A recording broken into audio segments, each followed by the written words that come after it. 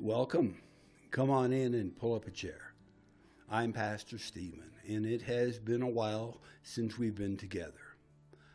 I want to do something together with you that I don't normally do. In fact, I'm not sure that I can think of another time quite like this, but I am going to share with you my response based on my understanding of God's holy word, the Bible, to another pastor's reaction video that was posted just the other day. I will post the link to Pastor John Mark's video in the description below so you can see his entire reaction video. If you're not following John Mark and the Minor Prophets, I would encourage you to do so. They are presenting some very important exposés on corruption, false teachings, and false prophets in the church today. Definitely worth your time to watch and follow. I want to offer my response to Pastor John Mark's reaction video so you decide for yourself what the Lord would have you do about the conditions that John Mark and Jake Lang are talking about. Is Jake Lang right? Is John Mark wrong? Did the Minor Prophets miss it on this one? How does loving my enemies play out in real life? First, let me give you some context. I believe that the correct and most proper position for the church to have is that we are the church. We are biblical, not political. Now, recently, Pastor John Mark Baker on his The Minor Prophets podcast posted a reaction video to another Christian political activist, Jake Lang, who is the organizer of a protest against Islamification of the United States. John Mark was very passionate about his point of view, and he said, I live very close to Dearborn, Michigan. The place that's in the news everywhere right now is my backyard. I live here. I pastor a church, or I'm on staff at a church in this very neighborhood. And I work with churches in Dearborn with evangelism on a regular basis. I see Muslims every day. I drive by mosques every day. This is my home. And right now, it is in the news, and I want to speak to that from a Christian pastor's perspective. He then goes on to say, welcome to the Minor Prophets podcast. I am John Mark Baker, and today I'm going to talk about something that is quite literally very close to home for me. There is a crusade that has been planned by some allegedly Christian crusaders and is being organized by this guy, Jake Lang. I will share what his idea for this march is in his own words. And he puts up a video picture of Jake Lang. And John Mark goes on to say, so this is Jake Lang. He's the organizer of this crusade that is happening, I guess, in Dearborn, Michigan, for the March Against Islamification. Jake Lang, in his own video, says, we will not let our country fall and become like London. We will stand strong against these Islamic invaders. These jihadists will have to go. Christians in America, you need to stand up before your daughters are raped in the streets like the animals that they think we are. They call us kafirs. They hate us, and they want to destroy white people and Christian America. We will not allow that to happen. Pastor John Mark continues, so much of the rhetoric around Islam in America has more to do with identity politics than it does with the gospel. And as Christians, we should be viewing this first through the gospel lens. And that's not to say that the political lens is not important. When somebody comes to our nation, and maybe they are circumventing the laws, that is a problem. Immigration is an issue. And if you open up the doors to anybody who would come, everybody comes. And suddenly, you know, if I were to do that with my house, at what point does it stop becoming my house and it's somebody else's house? I understand some of the political things that really come to bear and are important to think about. But some of the things that are being shared here about Muslims in Dearborn, it's just not my experience. It's not my reality. The picture that Jake Lang is painting about Dearborn, Michigan, it's just not true. Now, Pastor John Mark goes on for another 12 to 15 minutes in his reaction video to this planned march against the Islamification of the United States. He's very passionate about what he believes to be the best position for the Christian church to take, which is to love our enemies and tell them that Jesus loves them and died for them. John Mark then puts up a picture of another pastor in his area and continues speaking. I want to offer another perspective, another way to look at what we're dealing with right now. This is my friend Luke Halford. He's a pastor in Dearborn, has been for 15 years. He's been laboring faithfully. He's got former Muslims that are a part of his church. I've met them. I know them. I go and I teach at his church. So, this is a friend whose life I have observed. I will post the link to Pastor John Mark's video in the description below so you can see his entire reaction video. If you're not following John Mark and the Minor Prophets, I would encourage you to do so once again.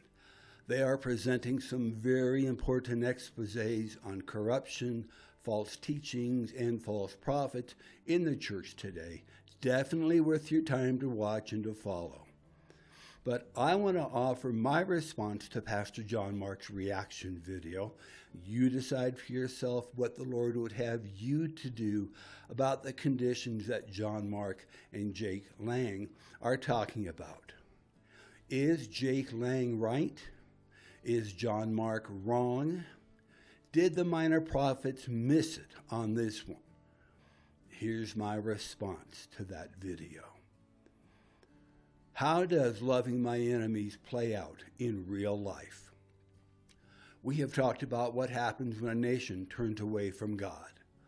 We have asked whether God has ever allowed one nation to be used to correct or discipline another. We have asked why he would do such a thing. And then we asked a much more uncomfortable question: would God ever do that to us? I would ask, why wouldn't he? Have we done the things that he has asked us to do? We need to ask ourselves, have we loved our enemies? Have we prayed for those who oppose us? Have we told them the truth? Have we forgiven? Have we sought justice without seeking revenge? Have we respected the laws of the land? Have we protected what God has entrusted to us? And perhaps the question underneath all of those questions is this: what does loving my enemies actually look like in real life? That is a much harder question than simply saying, love your enemies. This is not simply a matter of saying, love your enemies, so let's be nice. It does not mean try harder to understand one another, and it certainly does not mean, well, sometimes there's nothing you can do. There is something we can do. The question is what we should do and how we should do it while remaining faithful to God. What does it mean when the person who opposes me isn't simply someone who disagrees with me? What does it mean when an enemy has clearly stated his intentions? What does it mean when those intentions have been demonstrated not only by words, but by actions? What does it mean when someone intends to destroy my nation, my country, my culture, my family, or my children? What does love look like then? Love does not mean surrender. So let's begin with something that needs to be absolutely clear. Love does not require surrender to our enemies.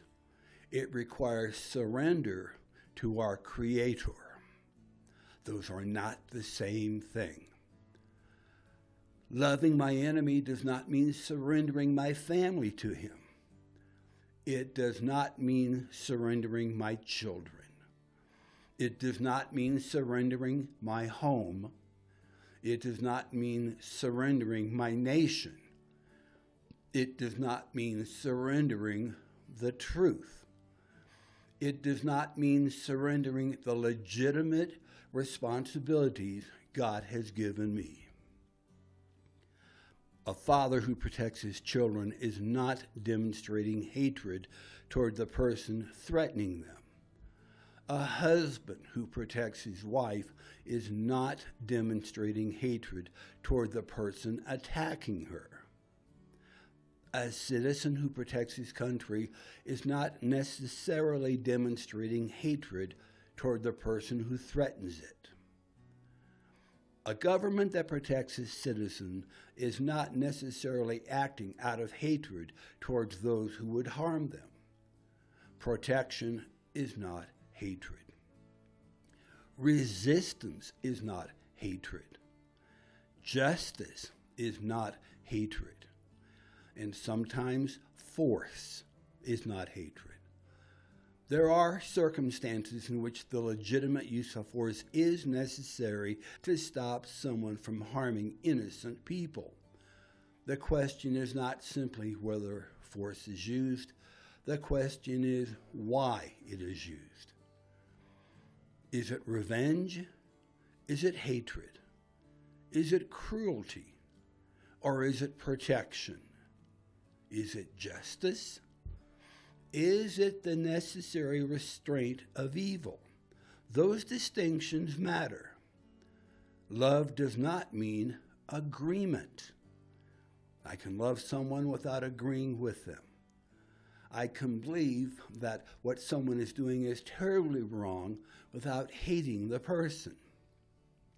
I can oppose an ideology without dehumanizing everyone who holds it. I can oppose a political policy without despising the person who supports it. I can enforce a legitimate law without hating the person who broke it. I can defend my nation's legitimate interests without believing that everyone from another nation is my enemy. Love does not erase truth, and truth does not require hatred.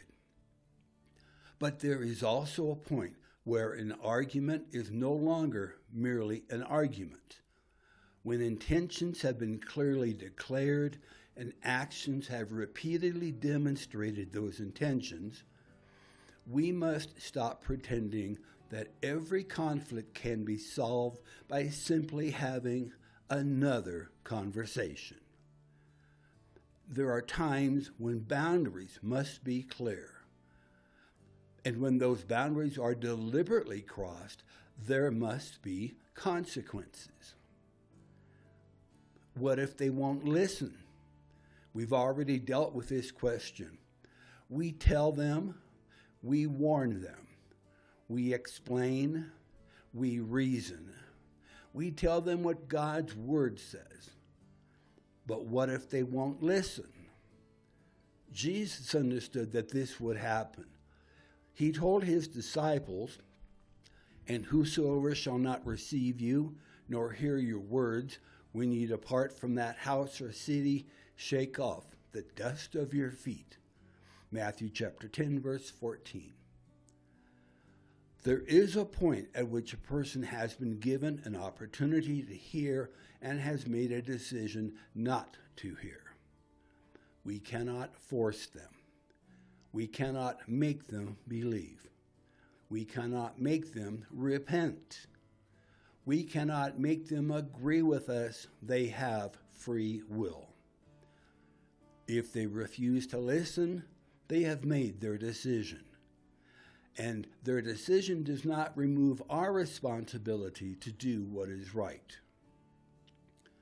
What if they're determined to destroy what we have been entrusted to protect?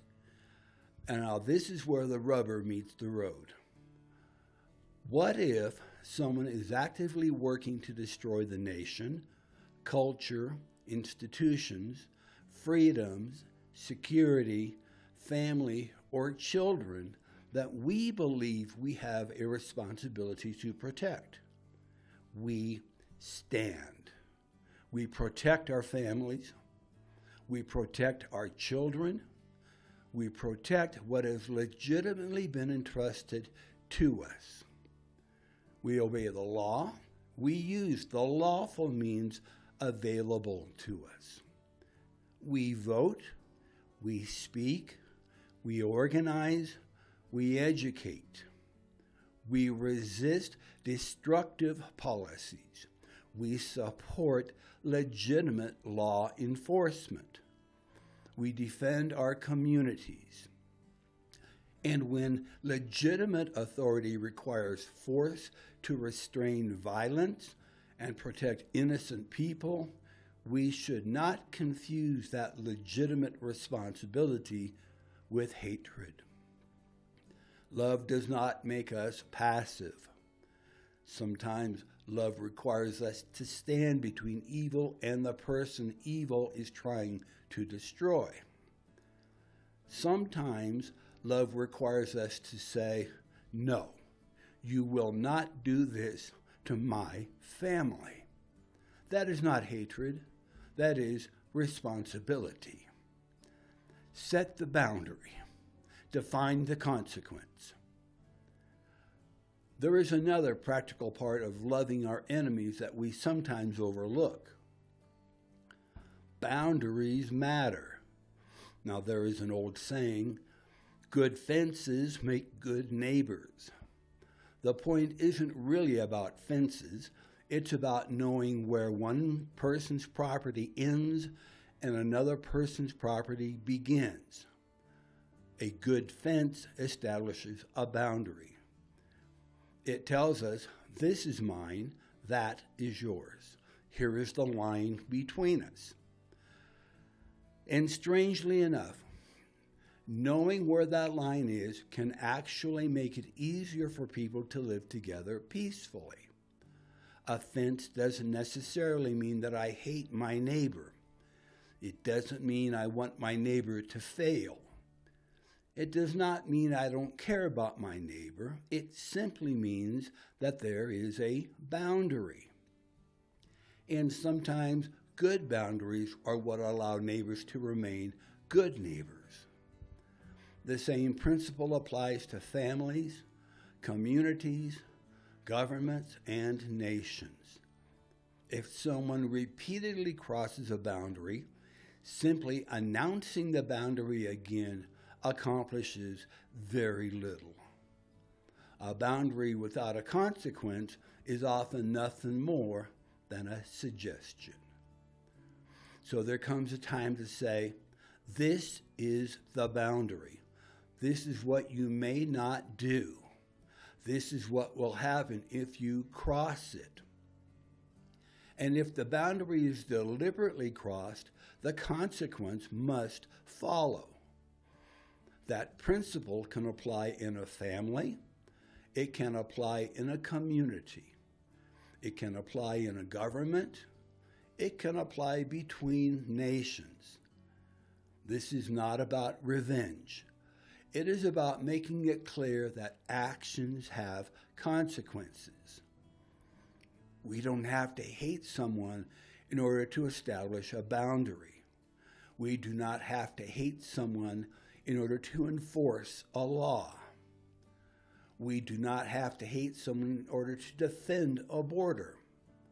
We do not have to hate someone in order to protect a child.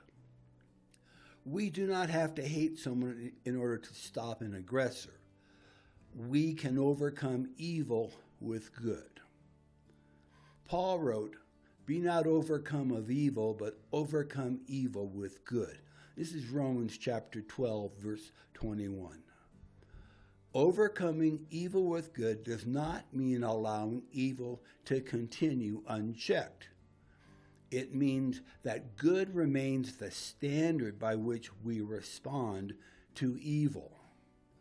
And perhaps that is another part of what loving our enemies looks like in real life. I can love my neighbor without giving him permission to tear down my fence. I can love my enemy without giving him permission to destroy what God has entrusted to me. A good fence does not have to be an expression of hostility. Sometimes, a good fence is what makes peaceful coexistence possible. We can resist evil without becoming evil.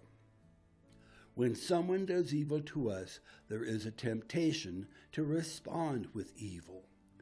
They hate us, so we hate them. They lie about us, so we lie about them.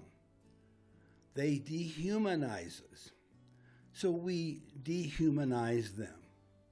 They seek revenge, so we seek revenge. And before long, we have become what we said we were fighting against. That is not what we are called to do. We can resist evil without becoming evil. We can establish boundaries. We can enforce consequences. We can defend ourselves. We can protect innocent people. We can use legitimate authority. We can fight when fighting is necessary, but we must not allow hatred, cruelty, or personal revenge to become the governing principles of our own hearts. There is a difference between defeating an enemy and hating an enemy.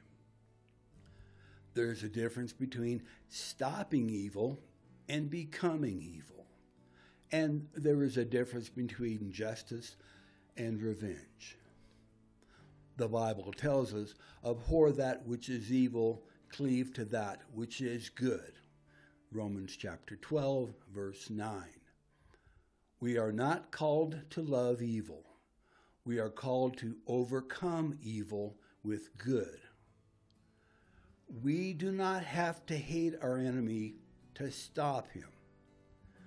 Now, this may be the simplest way to say it. I do not have to hate my enemy in order to stop my enemy.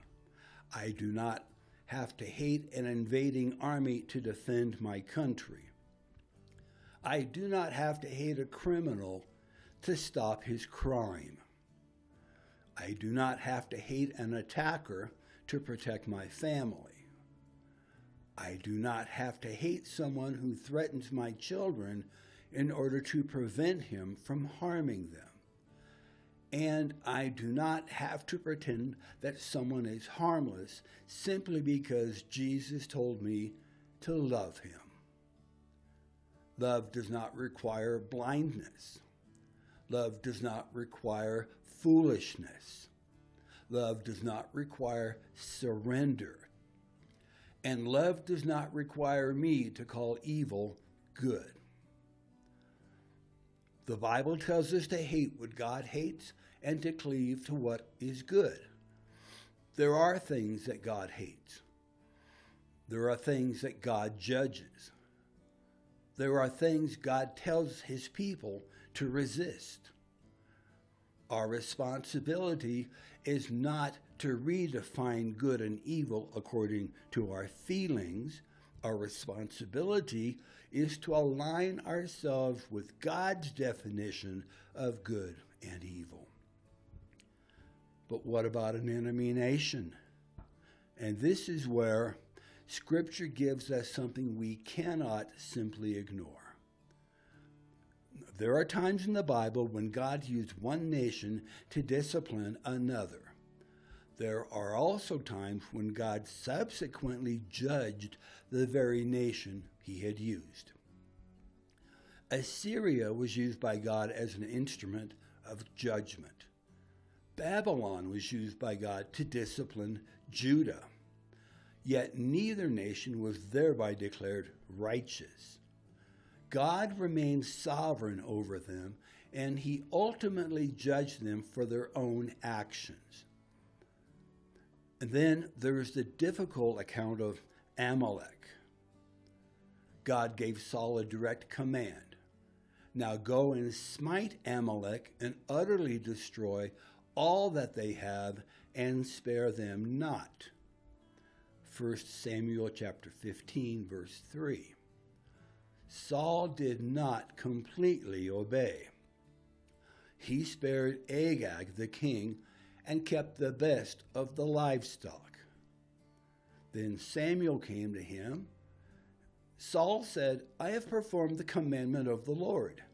And Samuel answered, what means then this bleating of the sheep in my ears and the lowing of the oxen which I hear?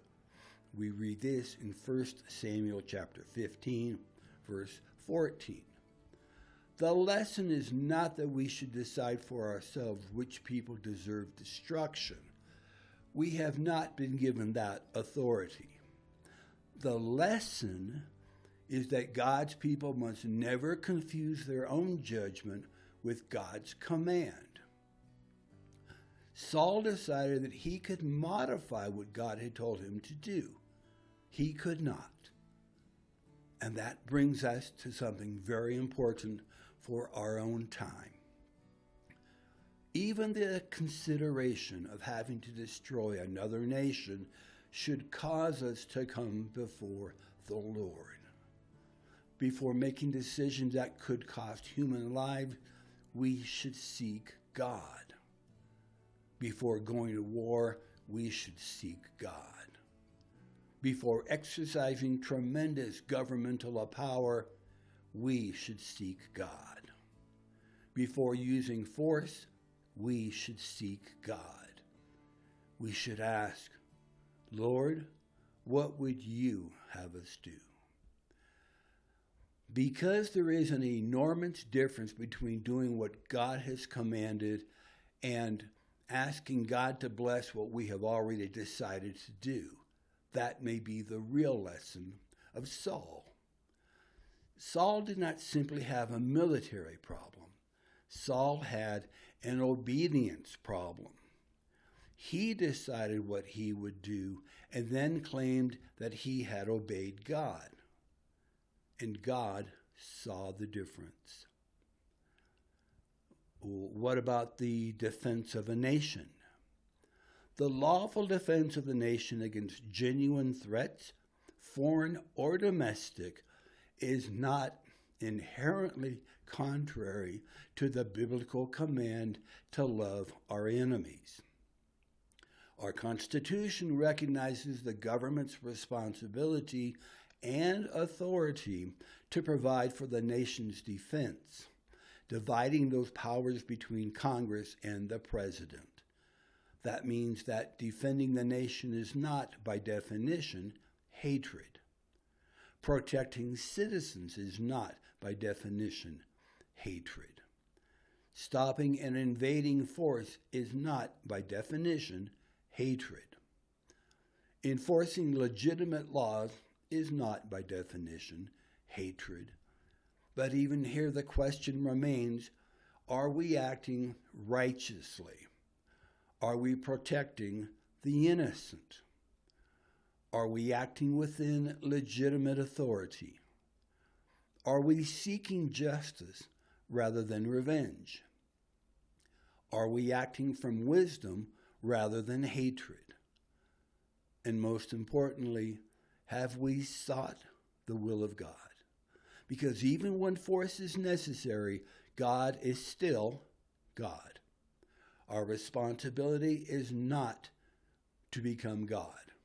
Our responsibility is to obey him. So, what does loving my enemy look like? Perhaps it looks something like this. I tell him the truth. I warn him when warning is appropriate. I give him an opportunity to listen. If he refuses, I recognize his decision. I do not surrender to him. I do not allow him to harm my family. I do not abandon my responsibilities. I establish boundaries. I make the consequences clear. If those boundaries are deliberately crossed, I enforce the consequences lawfully and appropriately. I resist evil. I protect the innocent. I seek justice rather than revenge. I use legitimate authority when legitimate authority is required, and I refuse to let hatred become the reason I do what I must do. That is not passive. That is not surrender. That is not weakness. That is love with responsibility attached to it. And perhaps the most important distinction is this. I can love my enemy without surrendering to my enemy, because ultimately I'm not called to surrender to my enemy. I am called to surrender to my Creator. So perhaps the question we should carry with us is not, how do I defeat my enemy? Nor is it, how do I surrender to my enemy? It is, how do I remain faithful to God while dealing with my enemy? That question requires courage. It requires wisdom.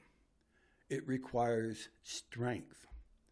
It requires restraint. It requires justice. It requires love. And sometimes it requires us to stand. Sometimes it requires us to speak. Sometimes it requires us to protect. Sometimes it requires us to resist. And sometimes it may even require us to fight. But whatever we do, we must never forget whose kingdom we are ultimately serving, because our enemies are not God. Our government is not God. Our president is not God. Our nation is not God. And neither are we. God is God.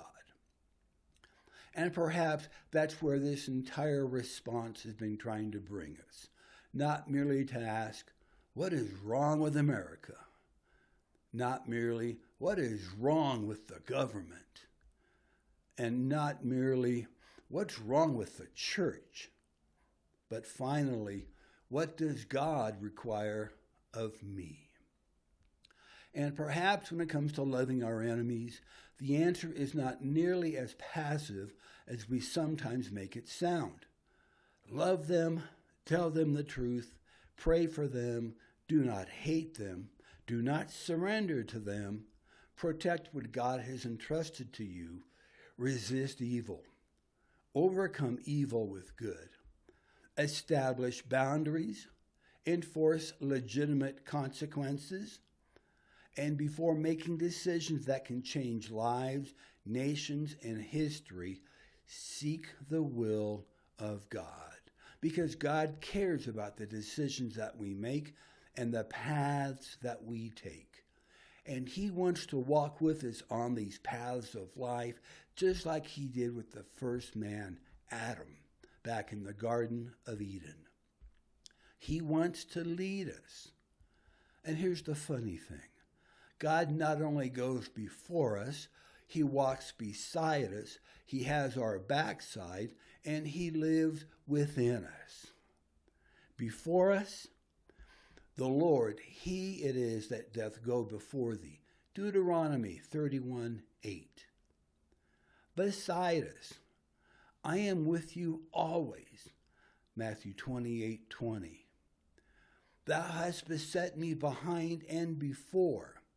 Psalm 139, verse 5. Within us, know ye not that you're the temple of God and that the Spirit of God dwells in you? 1 Corinthians 3:16. Only our God could do this. Thank you for taking the time to consider these things. Remember, the church is biblical, not political. I am Pastor Stephen, and until next time, may the Lord guide you, protect you, prosper you as you follow hard after him.